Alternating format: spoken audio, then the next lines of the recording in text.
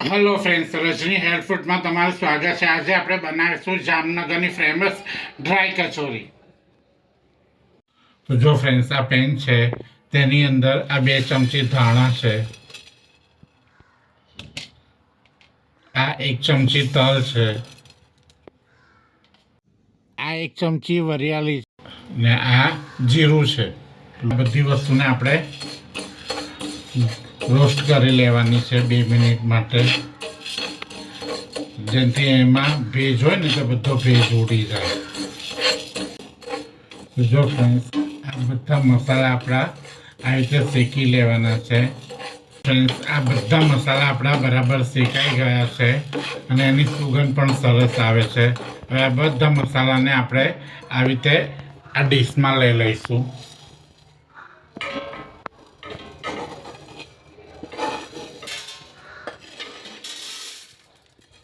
જો ફ્રેન્ડ્સ, આ બધા મસાલા આપણે રોસ્ટ કરેલા, તે બધા મસાલા શેકાઈ ગયા છે અને ઠંડા થઈ ગયા છે. હવે આ બધા મસાલાને આપણે આ મિક્સર જારમાં લઈ લઈશું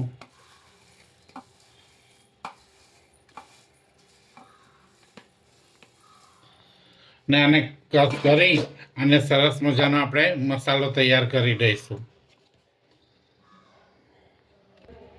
તો જો ફ્રેન્ડ્સ, આ આપણું કસ થઈ ગયું છે. હવે ઢાંકણ ખોલું છું અને જો આ સરસ મસાલો આપણો મસાલો તૈયાર થઈ ગયો છે. તો જો ફ્રેન્ડ્સ, આ મિક્સરની અંદર આ મગની દાળ છે. તો આ મગની દાળ તૈયાર મળે છે, તે મગની દાળ લીધી છે.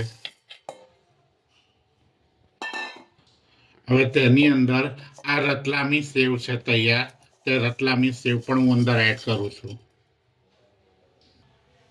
હવે તેની અંદર આ ગાંઠિયા છે, તે ગાંઠિયા પણ હું અંદર એડ કરી દઉં છું. હવે તેની અંદર આ તીખું ચવાણું છે, તે તીખું ચવાણું પણ હું અંદર એડ કરી દઉં છું.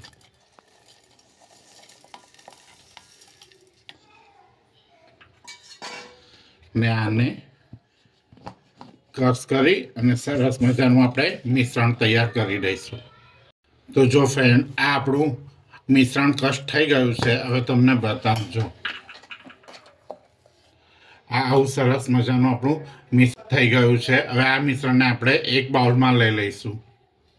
તો જો ફ્રેન્ડ્સ, આ જે આપણે ક્રશ કરેલું ને, તે બધું મિશ્રણ આપણે જ્યુસ મશીનમાંથી આમાં લઈ લઈશું.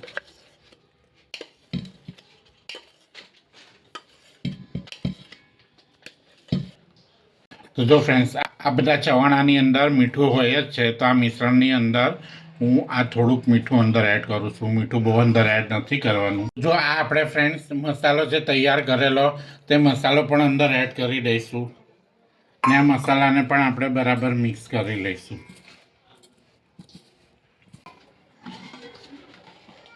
હવે તેની અંદર આ 1 ચમચી જીરું છે, તે અંદર એડ કરીશ.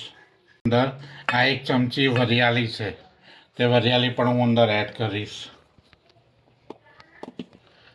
હવે તેની અંદર આ 2 મોટી ચમચી તલ છે, તે તલ પણ હું અંદર એડ કરીશ. અને તેની અંદર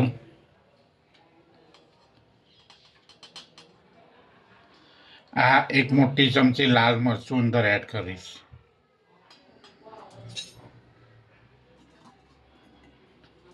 હવે તેની અંદર આ ખજૂર આંબલીની ચટણી છે, તે ખજૂર આંબલીની ચટણી હું પહેલાં 2 ચમચી અંદર એડ કરીશ અને એને મિક્સ કરી લઈશું.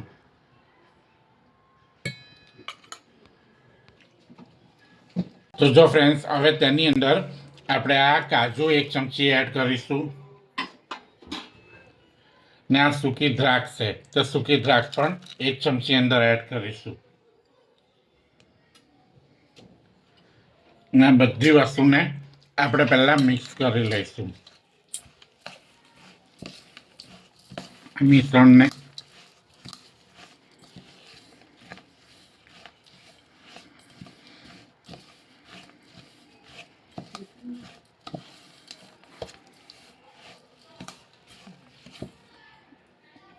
આને આપણે હાથથી બરાબર મિક્સ કરી લેવાનું છે.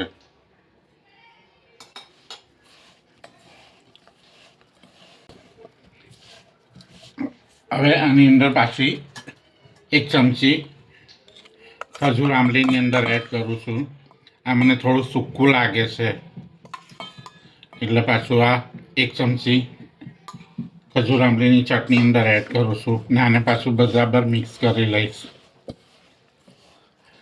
તો આ કચોરી છે ને આપણે મહિનો સુધી રાખી શકીએ. કશે ટ્રાવેલિંગમાં લઈ જવીએ ને તો પણ ચાલે.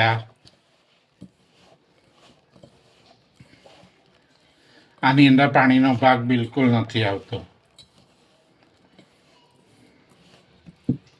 હવે જો આ આપણું મિશ્રણ તૈયાર થઈ ગયું છે. હવે એમાંથી આપણે નાના નાના ગોળા વાળી લઈશું. જો આવી રીતે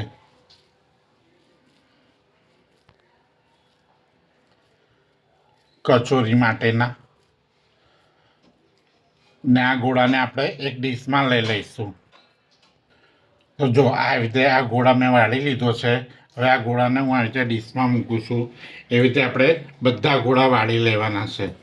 તો જો ફ્રેન્ડ્સ, આ ડ્રાય કચોરી માટેના આપણા બોલ્સ તૈયાર છે. ફ્રેન્ડ્સ, આ તાસની અંદર આ 1 કપ મેંદો લીધો છે. એની અંદર આપણે આ 1 ચમચી મીઠું અંદર એડ કરીશું. હવે તેની અંદર આપણે મોણ માટે આ 2 ચમચી ઘી અંદર એડ કરીશું.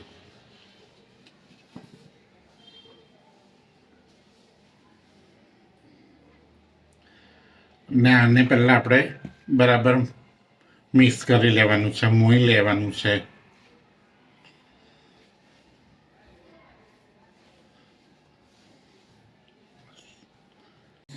આ ઘીનું મોણ અંદર મેં બરાબર મિક્સ કરી નાખ્યું છે ને જો આ મુઠ્ઠી પડે ને તેવો લોટ આપણો થઈ ગયો છે. હવે આની અંદર આપણે થોડું થોડું પાણી અંદર એડ કરશું અને આપણે લોટ બાંધી દઈશું. પાણી બહુ એડ નથી કરવાનું, થોડું થોડું જ અંદર એડ કરવાનું છે. આવી રીતે થોડું થોડું પાણી એડ કરતા જઈશું અને આપણે સરસ મજાનો પૂરીનો લોટ તૈયાર કરી દઈશું. ફ્રેન્ડ્સ, આ આપણો લોટ બંધાઈ ગયો છે. હવે તેની પર આપણે આવી રીતે થોડું તેલ અંદર એડ કરી દઈશું ને આ લોટને આપણે તેલથી કેળવી લઈશું.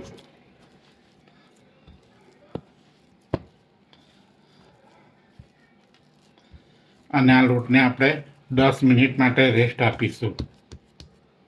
તો ફ્રેન્ડ્સ, આ 10 મિનિટ થઈ ગઈ છે ને તે લોટને મેં રેસ્ટ આપી દીધું છે. હવે તેમાંથી હું આવી રીતે થોડો નાનો નાનો લુવો લઉં છું જો, અને આ લુવાને આવી રીતે હું વાળી લઈશ. આવી રીતે આના લુવા બનાવી દઈશું. આપણા કમ્પ્લીટ છે. હવે આ મેંદાનો લોટ છે ને એમાં આપણે આવી રીતે રગદોળી લઈશું ને આપણે આની સરસ મજાની પૂરી વણી લઈશું.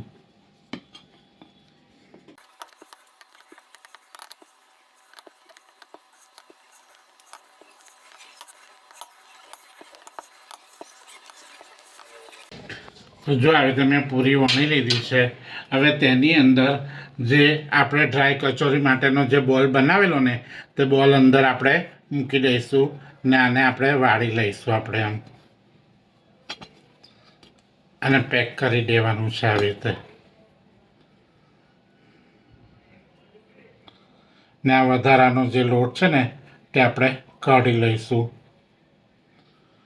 ને આને સરસ મજાના આપણે આવી રીતે મસ્ત મજાની આપણે કચોરી તૈયાર કરી દઈશું.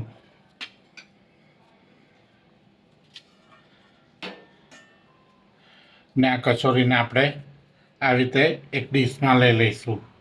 આવી રીતે આપણે બધી કચોરી બનાવી લેવાની છે. હવે હું તમને આવી રીતે બીજી પણ કચોરી વણીને બતાવી દઉં છું.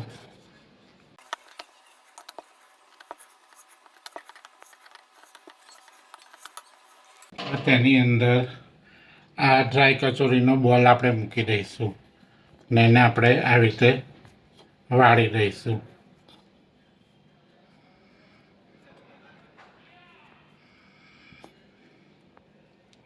ને આ વધારાનું છે ને આપણે બધું પડ કાઢી લઈશું. ને કચોરીને આપણે આવી રીતે પાછી વાળી લઈશું. આમ સરસ મજાનો શેપ આપી દઈશું. ને આને પણ આવી રીતે આપણે આ ડીશમાં મૂકી દઈશું. આવી રીતે આપણે બધી કચોરી બનાવી લેવાની છે. તો જો ફ્રેન્ડ્સ, આ આપણી બધી કચોરી તૈયાર છે. હવે આ કચોરીને આપણે તળી લઈશું. જો ફ્રેન્ડ્સ, આ તેલ આપણું ગરમ થઈ ગયું છે ને આ કચોરી આપણે એક કરીને અંદર એડ કરતા જઈશું. બધી ખાંટી નથી કરવાની, ત્રણ ચાર જ અંદર એડ કરવાની છે.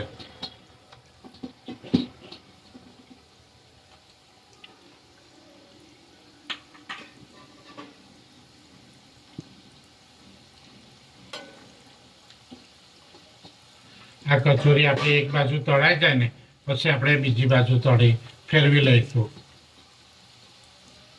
તો જો ફ્રેન્ડ્સ, આ એક બાજુ આપણી સેટ તળાઈ ગઈ છે. હવે એને આપણે ધીરે રહીને પલટાઈ કાઢીશું.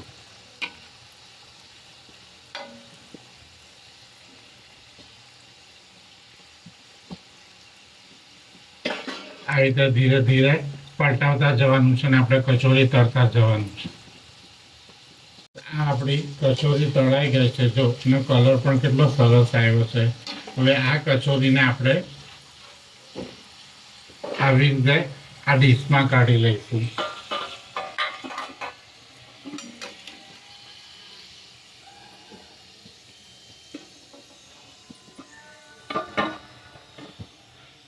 હવે આવી રીતે આપણે બધી કચોરી તળી લેવાની છે. તો જો ફ્રેન્ડ્સ, આ જામનગરની ડ્રાય કચોરી કમ્પ્લીટ છે. તો તમે પણ આવી રીતે જામનગરની ડ્રાય કચોરી તમારા ઘરે બનાવ, ખાવ અને એન્જોય કરો. અને તમને મારી આ કચોરીની રેસીપી કેવી લાગે તો કમેન્ટ બોક્સમાં જણાવજો. અને તમે મારી ચેનલ રજની હેલ્ધી ફૂડને લાઇક નહીં કર્યું હોય તો તમે મારી ચેનલને લાઇક કરજો, સબસ્ક્રાઈબ કરજો અને બેલ આઇકન દબાવજો, જેનાથી હરેક નવી રેસીપી તમને મળતી રહેશે. Thank you friends.